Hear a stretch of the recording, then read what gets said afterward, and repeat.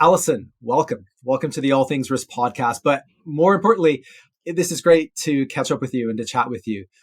Welcome and congratulations on Higher Ground. Thank you so much, Ben. It is a joy to see you as always and delighted to be here. So I think we're going to have a wonderful chat. Before we dive into everything, people know who we are. I'm going to do an intro. So let's assume that's done. But this book, Higher Ground, How Business Can Do the Right Thing in a Turbulent World.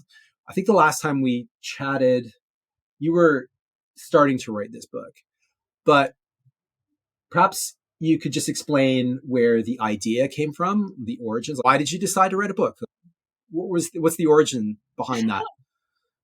Oh my gosh. Well, I decided to write a book because it was the pandemic and I thought it was a good time to do something, being trapped at home. I was actually pitching a different book.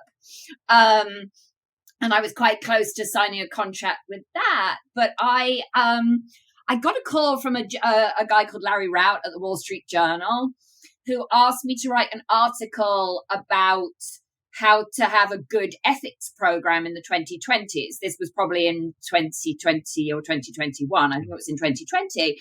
And I had a conversation with him and I was like, well, what do you mean by an ethics program, Larry? And we got into this conversation and I ended up writing this article called How to Build an Ethics Program for a New Era. And that was ultimately what the editor at Harvard Business Review saw. And he got in touch. He'd been introduced to me by Jonathan Haidt, who I was working for at the time, and said, oh, we've been looking for an ethics book. Maybe you could write a pitch. So it actually came to me on the back of this article. And I think the premise in Larry's mind and the premise in HBR's mind is the same premise as the book, which is that now we're in the 2020s. We have completely lost sight of what it means to be a good or ethical business. To the degree we don't even know what words to use to describe the problem. We're like drowning in jargon and nobody is talking about the same thing. So I have foolishly or overambitiously tried to clear up that question. I've asked the question of, if you were trying to run an ethical business today, what would you do? A lot of people laugh and roll their eyes at the very notion that an organization might want to try that in good faith. But I think we at least need to be able to explain what one would do if you were going to actually try and do this properly. Okay. So lots there to unpack. I want to start, though, with the definition and the use of the word ethics, because you have right at the beginning, you talk about using the word ethics and you were taken aback by how many people that you spoke to felt that it was a judgmental and kind of punitive word, which already seems like that's problematic, right? Right from the get-go, people seem to have a problem with that word. But first of all, why? And secondly, how do you define that? How do you define ethics? Yeah, so that was one of the most striking things. I did a lot of interviews for the book. I did about 200, and I was fascinated by how many people who are considered ethics leaders would get on the line with me and say, I tried to avoid using that word. And then I started to notice that kind of out there, well, I knew already, but I started to notice more and more that out there in the mainstream kind of business discourse, no matter who you are, whether you're Michael Bloomberg or Larry Fink or Mike Pence or Vivek Ramaswamy, you're out there saying, my position is just smart capitalism. I am not making value judgments. I am the rational actor. The other side is the ideological hack. I started to notice that even the Financial Times would kind of equate questions of ethics with questions of ideology. And then I realized that I had spent a lot of time working in sustainability, and I realized that people in sustainability were very, very insistent that the discipline had nothing to do with questions of ethics. And then I looked further back into this and I realized that questions of responsible business and questions of responsible investment in the 20th century, it was considered that would be a trade-off against profit. So you make a moral decision or you make a profitable decision and you can't have both. And so what happened in the early 2000s around the coining of the term ESG and a very influential article called Creating Shared Value is that people advocating for more responsible and ethical business stopped making the ethical case and pivoted to the business case. So now there's a stakeholder capitalism, win-win. There's no trade-off between shareholder value and balancing stakeholder interests. This is the best route to make money. We don't even need to consider ethics. So there's this very, very interesting situation where a bunch of people that are trying to change capitalism have ended up subjecting themselves to the judgment of the market on whether the ideas are a good or bad idea. Fascinating. Absolutely. And you mentioned there the concept of like win-wins, and this is all, it seems so childish to me. I'm sorry. Like it's like how this is hard, right? And this is one of the central messages of your book, that this does involve trade-offs, right? Like if we're thinking about values, you have a great quote. I highlighted, by the way, quite a few quotes, but one of them, it's right at the end, I think, and it's about values that here it is. When a person's truly committed to a value, they're unwilling to trade it off against other benefits, including money. And somehow that's lost, right? But this is hard, right? Like, it isn't. If it were easy, it would be done, and that's why this exists. Exactly. But how did we get to this? Yeah, how did we get to this place where we've created these myths around win-win and all this stuff, that this is somehow so easy? Well, I mean, there's something in it, in that we have had this shift from tangible to intangible value. So trust, reputation, protect, IP, brand value, network effects, how stakeholders see the business has become a much bigger driver of value. And our old-fashioned accounting and financial tools don't really account for this. So certainly perception's more important. That's difficult to measure. But that is not the same thing as saying you can correlate this set of ESG scores with this set of financial results and make some case that doing the right thing is always going to make you money at the macro level. Clearly, as you and I know, this is a strategic issue. Some things will enhance your brand and perceptions and add value or cut risk or drive operational efficiency. Other things are going to cost more and take longer, and the benefits will be borne by society, not your business. And so the difficult thing is not to go out there making a lot of noise about stakeholders. The difficult thing is to consider which stakeholders you're going to listen to and balance and navigate those trade-offs. And I also noticed that in the books written about this topic, there are a lot of people kind of making the case for being a more sustainable business and how much stakeholders will love you and that kind of thing. And they're all full of these sort of anecdotes, and no one really wants to acknowledge how difficult this is. So I felt that where there was sort of a gap in the market, and I have written the book to try to fill that. Yeah, it certainly does. I want to maybe dive into the different. So you have a chapter on all the myths, which I quite like. I like the fact that you tackled this trade-off question as one of the myths, but you also dive into quite a few of the others, and then you set the foundation for the rest of the book. And that one about trade-offs is important.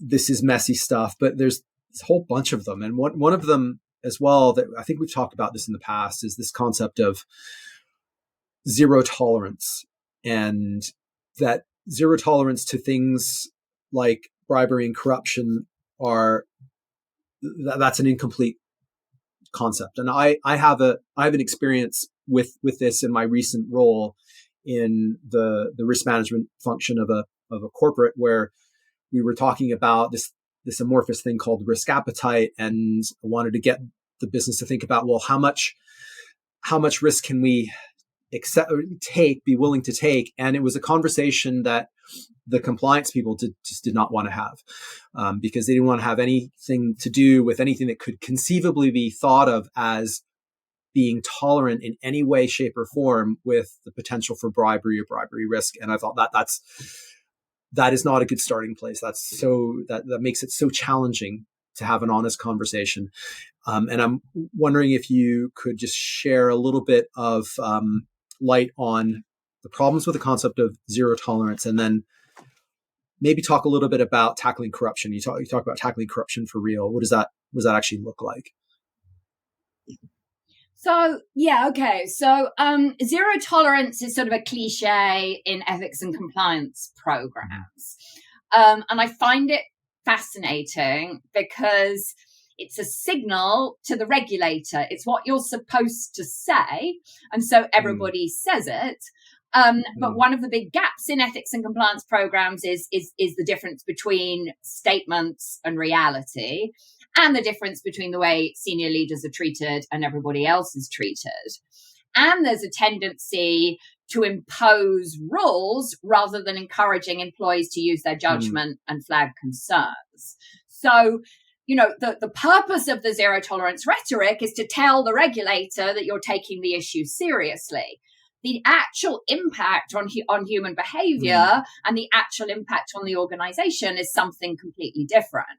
And so this is a good example. There are many, many examples of this in responsible business, where the point is to signal to somebody and to create a sort of defense mechanism around the organization to either deflect the regulator or to deflect public perception. It's not to actually tackle the underlying problem. I also find corruption such a fascinating case study, and you'll know about this as well because we used to work together, because the story of anti-corruption regulation is this kind of miracle story. If you're a human rights or climate campaigner, the state of anti-corruption regulation and enforcement and the way that corporate practice has changed is like beyond your wildest dreams. If you're in human rights, the state of anti-corruption is what you dream of. So it's fascinating that by some measures, corruption itself is worse than ever. And we haven't really got to the point. So to me, the story of corruption is this really great story of both the potential and the limitations of how a corporation will treat a regulation. What do you mean by we haven't got to the point? Well, I mean, we've put in place policies, procedures, due diligence approaches, whistleblowing lines, investigations, regulatory guidance. We've given corporations tools to tick the box and please the regulator and say they've got adequate procedures and make sure that their fines are as low as possible if they get caught. We haven't done that much to explore the different responsibilities of different actors in society for corruption, or to tackle the really intractable underlying problems, or to really acknowledge that this is a systemic issue that has an enormous impact on human society. We've given the tools for corporations to protect themselves from regulatory risk. We have, I think, shifted some norms, but there are real questions about how much progress we've made actually on tackling corruption. It's the work around the work, right? Like it's all the stuff that seems like it should be having a difference or making a difference, but it isn't. Like who's doing the actual work? And you look at other aspects of the ESG phenomenon, you just think there's a lot of stuff out there. There's documents and tools and dashboards and everything, but there's like, are we getting any better? Who's doing the actual underlying work? That seems to be the so this is what I noticed from having spent 12 years in investigations and then moving to sustainability. Very different fields, very different concepts that don't really hang, very different jargon, very different ideas of what it takes to be a responsible business. But after time, I noticed that what both these functions and ideas had in common is that what they're trying to do is to provide a sort of defense mechanism around shareholder value. So either to tell the regulator, don't fine us too much, don't hold us liable for anything, the problem's just a few bad apples, we've got zero tolerance, or to tell the general public and the investors and employees, here are all the wonderful things we're doing, here are our ESG programs, here are all the great things we're doing for you as a stakeholder, here are all the smiling women in hard hats and smiling children in developing countries. And that's more a perception kind of question. But I realized that both functions were acting as a sort of defense mechanism, at the expense of actually solving the underlying problems. Mm-hmm. And that's one thing. If the defense mechanisms are working, the premise of the book is that they aren't working anymore because of social media, because of the politicization of business, and because of very, very, very dramatic shifts in values among younger generations. Mm-hmm. Can we talk a little bit about building stakeholder trust and where some of that, where some of these dilemmas come from? Again, there's a belief that you can please all the people all the time, and your message is very much you can't, and you shouldn't try. What happens if you try? What's wrong about that? And how do you do this genuinely? So, the chapter there, and again, it's called To the Argument I Just Made. We've done a really interesting job equating stakeholder trust with reputational risk. The Edelman Trust Barometer says it's measuring trust. What it's actually measuring is reputational risk. So people disagree about what trust is. It's a highly debated academic concept. But one thing it definitely includes is the notion of reciprocity. I treat you a certain way. I expect to be treated a certain way. Reputational risk is arguably diametrically opposed to that. It says, I tell a certain story about my corporation's activities, and stakeholders or shareholders will think better of me, and my corporation will have higher value. The guy that invented the concept of reputational risk, who's called Charles von Braun in the 90s, says that reputational risk is the amount of capital that is at risk from stakeholder perceptions. I also have a quote from a Columbia law professor in the book, John Coffey, who says you cannot have a fiduciary duty to stakeholders because one cannot have a fiduciary duty to natural adversaries. That is amazing. If a legal professor is saying, literally, that the customers, employees, suppliers, and communities any business relies on to generate that value in the first place is seen as a threat to corporate value and corporate financial performance. Those concepts, I think, largely explain the way that both the ESG and sustainability function and the ethics and compliance function, and for that matter, the risk function, have evolved to be treated, and the kind of activities they've evolved to be engaged in. Yeah, that quote blew me away. Like I thought that was, it's profound. It's, you see the contradictions. Like it just makes it so obvious. And I actually didn't know. Like I'm not a legal, I've never studied law, so I didn't really understand the dichotomy there. Yeah, and I spoke at an event last week, and a lot of people pushed back, and they said that's not what the law says, and that's not what legal scholars say, and you've got it wrong. And the point would be, really, it doesn't. I mean, okay, legal scholars are arguing about this. That doesn't matter that much. What matters is the way corporations treat and implement these ideas. And I think you can see from the way that stakeholder capitalism ideas have been implemented, they sound new. It's new terms, it's new jargon, it's new ideas. What we're really doing is still trying to protect shareholder value from social, environmental, political forces by a certain narrative and a certain set of checks and balances. Mm-hmm.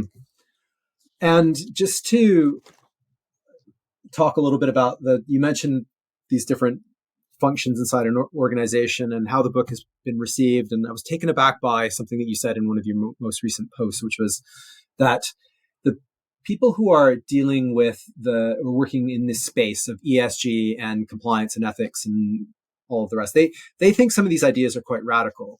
And the people that are outside of that, they think, well, why the hell did it take 7 chapters to, like, why do you need to explain this over 7 chapters? I don't get it. This seems obvious.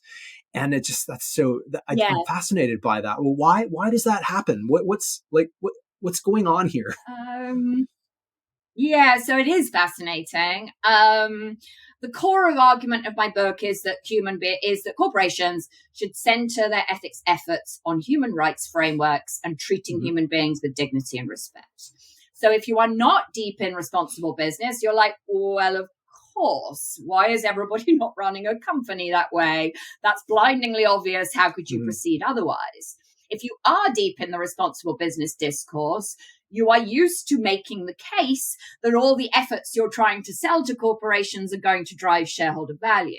So if I come out there and start making arguments about impact and externalities and ethics, that kind of undermines your arguments that you've been making for years about building the business case and teaching senior executives this is all a win-win.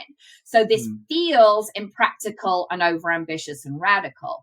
The problem is that the arguments that people have been making about the business case and this all being a win-win aren't convincing anybody, and in fact fueled some of this anti-ESG backlash. So what I'm really trying to say is that the very energetic efforts that everybody in the field are making to try to deny the role of ethics and values and impact aren't convincing anybody, and it's becoming an elephant in the room to the degree, I mean, it's a herd of elephants in the room. We kind of, I think, need to call out the problem and discuss the fact that we are actually having a very high stakes debate about what we would like the role of business to be in society. That is a should question.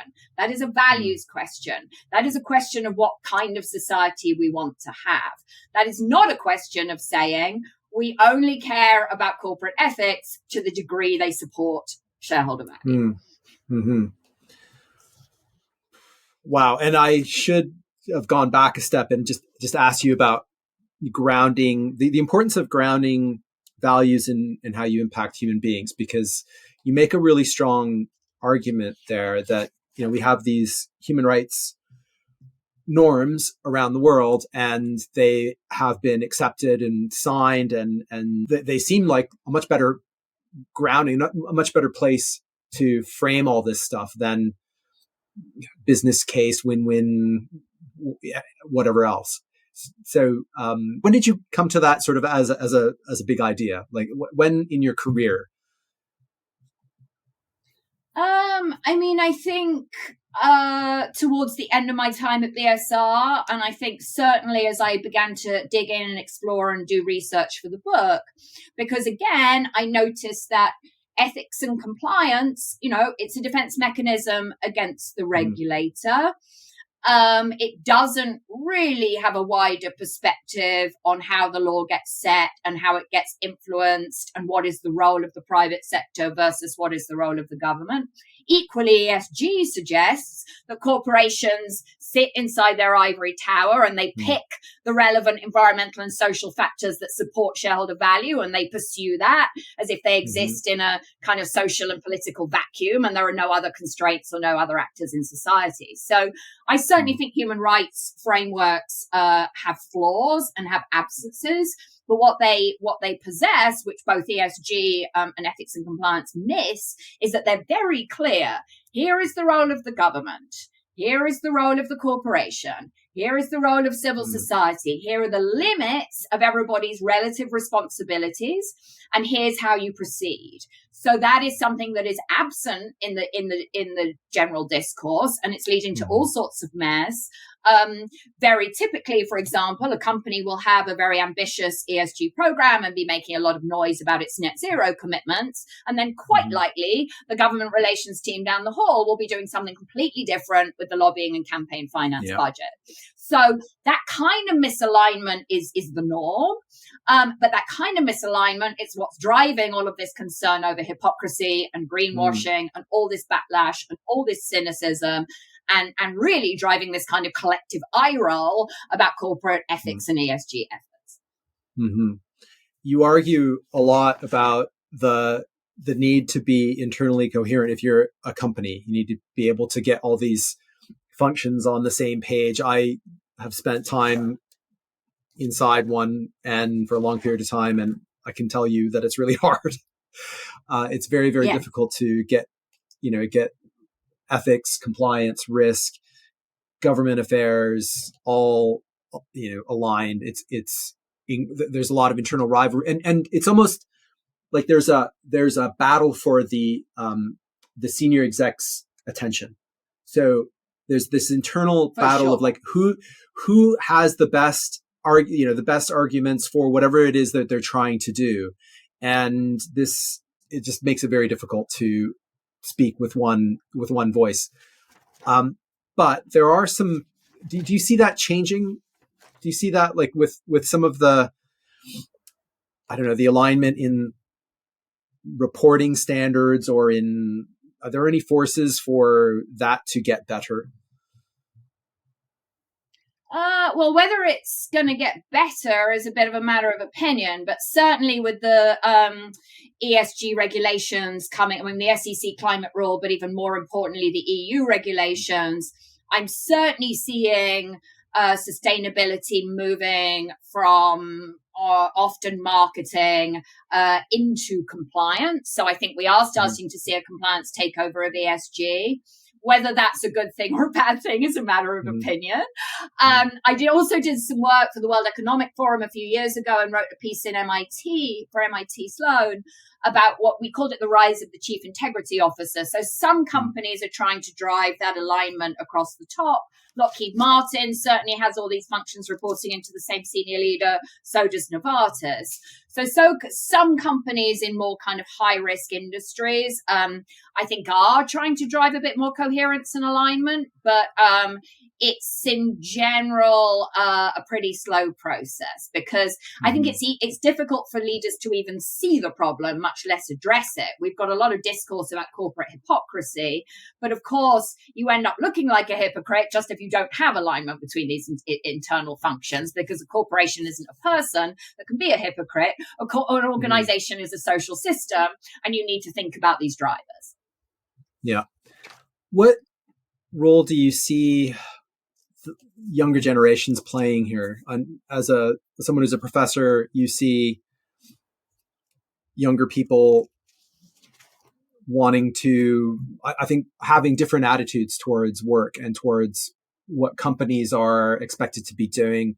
What are you seeing? I mean, we mentioned Amazon, I think at the outset. I can't remember if we were recording or not. And in your book, you said that some of your students working at Amazon or not is a matter of contention. Like it's not a company that seems attractive, right?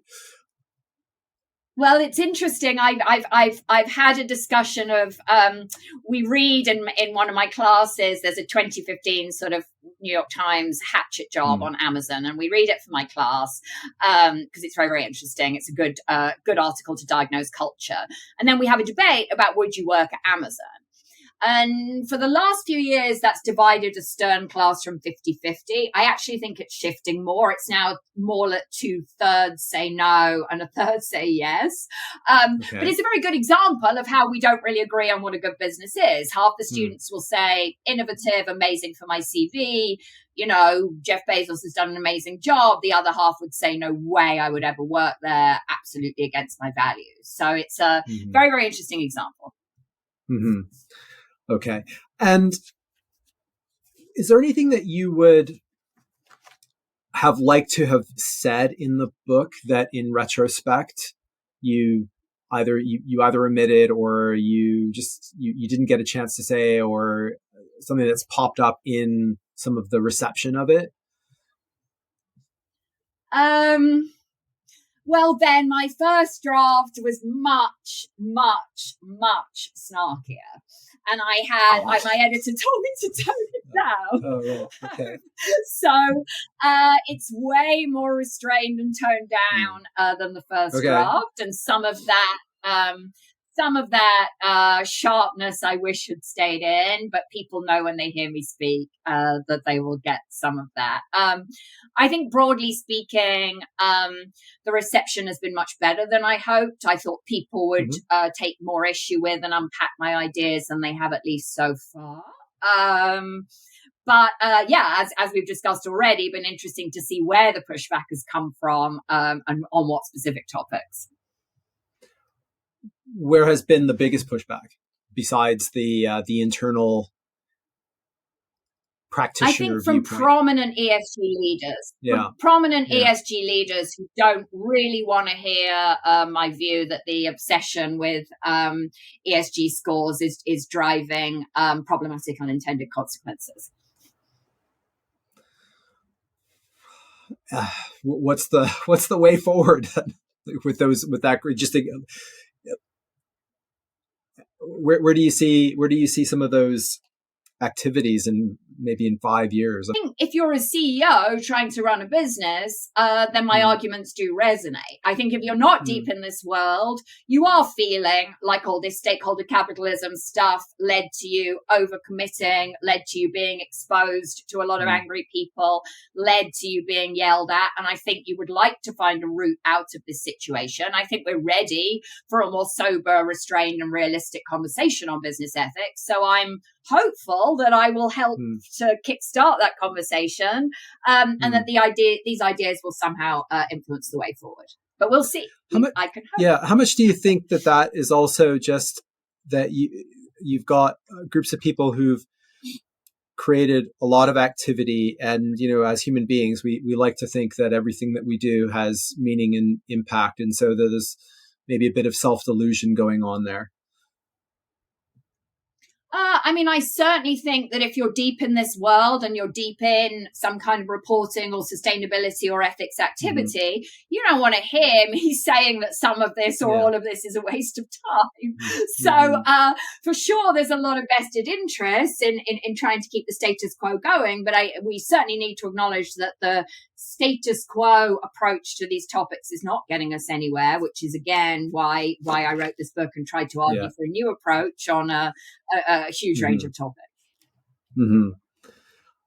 And I'm just conscious of time, but what's next for you? Where would you like to see this go? Do you have another book in you, or what do you want people to take from this? Where in your realistic but best case, people listening, reading your book, listening to you speak, what would you like to see come of it? I don't know if I'm going to write another book. I do have an agent. I'm thinking about it. I'm thinking about what else I might be able to do with my time. I'm very, very happy at Stern. I have a little bit of time to do other things. I'm trying to figure out what's next. I'm going to take the summer to do that.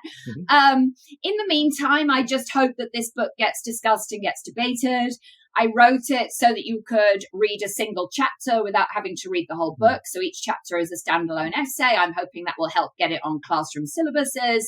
I'm hoping it will change the business ethics discourse. There's some sign that is happening a little bit, at least in my circle. So I think that is the highest hope that I could have, that we have a slightly different conversation, and we're maybe slightly more able to get to the point that we have been so far. Alison, this was great. Was there anything that you wanted to mention before we wrapped up? No, I don't think so. Just anyone that's listening that wants to keep in touch or wants to attend any one of my European events. I'm doing a big European tour in May and June. So stay tuned on LinkedIn and on my website for details about where I'll be.